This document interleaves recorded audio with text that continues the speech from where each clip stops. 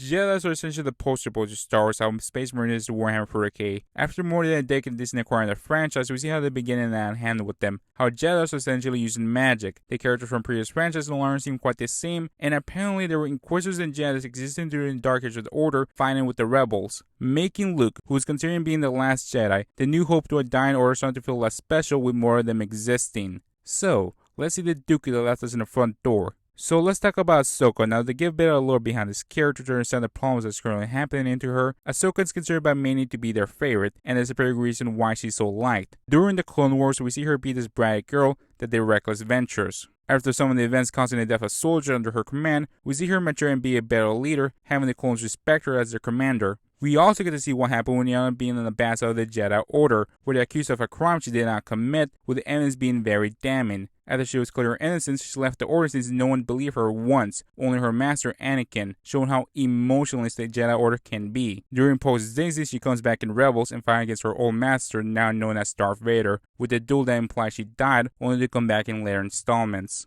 Now, I personally think she should have die. Let it die, let it die. Okay, hold on now, let me explain. It would have shown how much Anakin has fallen. This is no longer that man, but Darth Vader. The best way to show that visual is him striking down his Padawan. It would have been impactful how Luke was the last hope, how he managed to succeed in changing him back, or how killing his Padawan couldn't cause the ball rolling, where Darth Vader realized he could have turned her into the dark side and failed, so he tried to sway his son instead. But nah, Dan realized that you could make a lot of money by having her be alive. Can't sell figures if they're dead, similar to how Warhammer does to its factions.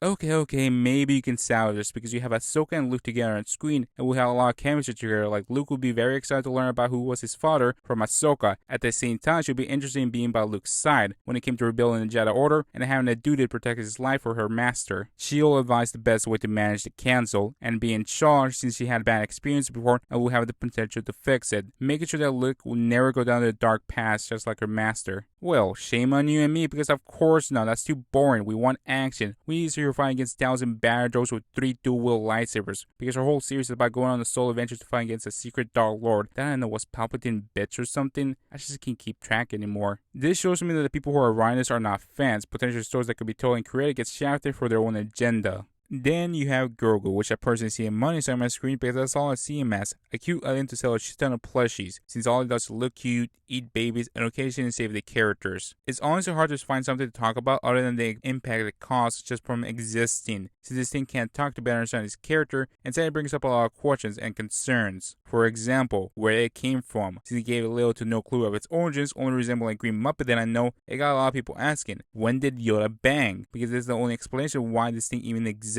Which leaves me bewildered that we're in the state of Star Wars that we're asking Yoda's sex life. I mean, I thought humans had the worst development time than most animals, but this species takes a kid for almost a century and is still a toddler. That's some brain expect to have that much development time. I don't want to be too depressing here, by the time Mando here kicks the bucket, this thing will probably develop some level of speech. It's just a weird relationship at the end of the day. Usually the psycho will be the most talkative since they're young and curious about the world, while the more mature adult does the best to protect them. But that dynamic breaks, where this thing can't say anything, and the same can go for Mando, where both of them are just mutes, making it one of the most strangest father and son relationships. Ben Kenobi and Luke, both legacy characters that get shafted by Disney writers. Where Ben Kenobi in his shows is incompetent, to the point he takes a page from Little Rascal and wears a trench coat to hide Leia, somehow managed to make the kids look more competent than him. How he constantly saying about others, then rely on himself, he uses his lightsaber to solve problems instead of using his old trickery with the Force. Disney continues to mess up the lore by finding Darth Vader many times, making the interaction meeting for the first time feel less special since they've done this before, like it's another day in the office. The same can go for Luke, how the most optimistic, essentially shonen protagonist of the series is now depressed, thinking the Jedi Order should cease to exist. All he wants to do is die. Did Perona Ghost make him negative? How come Japan has cool badass old people in their series, making them look competent and strong, while we have old dumb people? Now this is some bullshit. The Inquisitors is an interesting concept using fallen Jedi turning the youth into Sith hunters to purge any embers of the Jedi Order. A good idea, but it's too little and too late. This would have worked if it was planned ahead. If George Lucas thought there was going to be a huge franchise, he needed to get the manual how to world build. It wasn't. Therefore, introducing the Inquisitors posed a problem, since if they did exist, why didn't Darth Vader use them to hunt down Obi-Wan Kenobi or Luke Skywalker instead of a bunch of bounty hunters? It would have fitted perfectly. So how do you fix the continuity issue? Simple. Kill him! Kill him! Just have them all die, similar to how George Lucas purchased Star Wars with Order 66. If there were supposed to be a strong force to stop experienced Jedi, why make them be beaten by people that are new to the Force or held by children? Then you have Reva making them look like a clown show where her plan wasn't to kill Obi-Wan Kenobi, instead to kill Darth Vader by taking revenge on the fallen comrades by being an Inquisitor and killing the same comrades as an Inquisitor in order to get close to Darth Vader and kill him. Makes sense to me. Since we're in the talk about Inquisitors, I feel like we should talk about them for a bit. Look at this dude. Wait till you see the... No. Helicopter.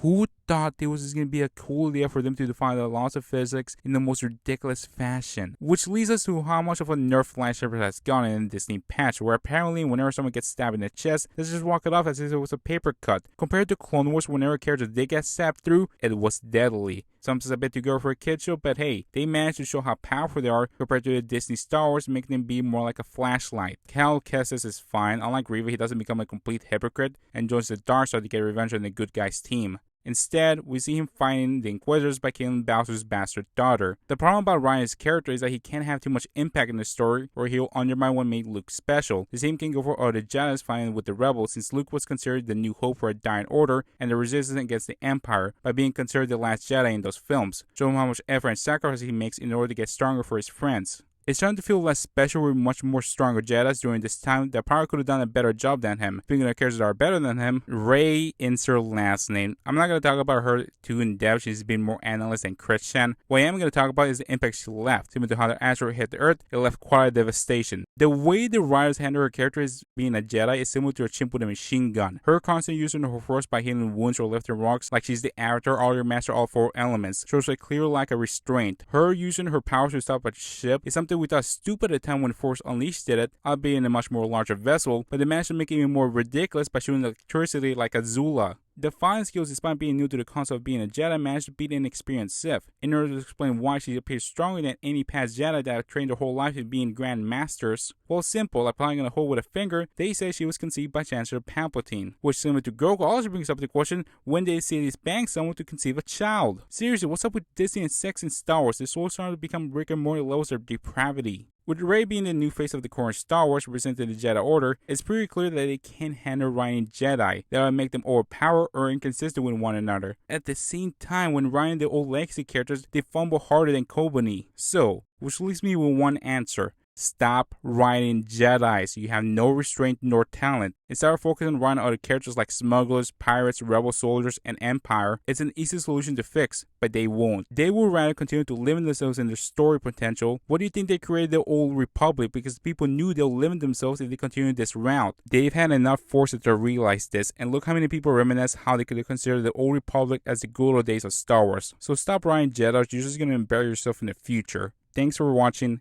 and bye.